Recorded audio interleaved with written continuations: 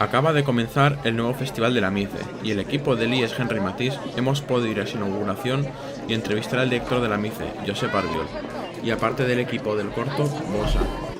Però jo esperé que se desenvolupe fantàsticament. Ja d'entrada ens han confirmat que tenien 27.000 places escolars, la qual cosa enguany igual arribem a les 50.000. Tenim un remat especial del 21, 22 i 23 que ve la Musa de Fassbinder, Hanna Segula. El dia 21 en Castelló tindrem a Hanna Segula, el dia 22 la tindrem a Benetússer i el dia 23 la tindrem a Sagunt entregant premis.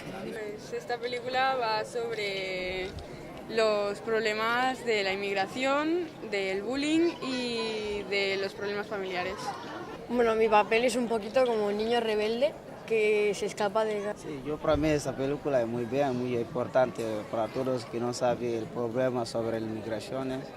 Van a saber por qué vinimos aquí.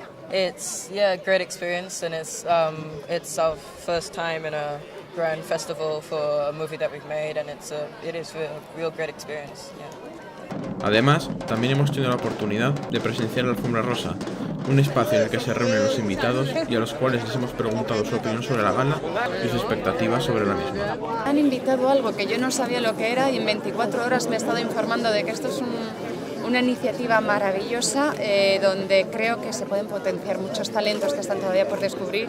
Yo creo que cada vez va más, cada vez el festival está más reconocido y seguro que va a ser el mejor festival que hasta ahora se han hecho. Pues que nos sorprenda, ¿no?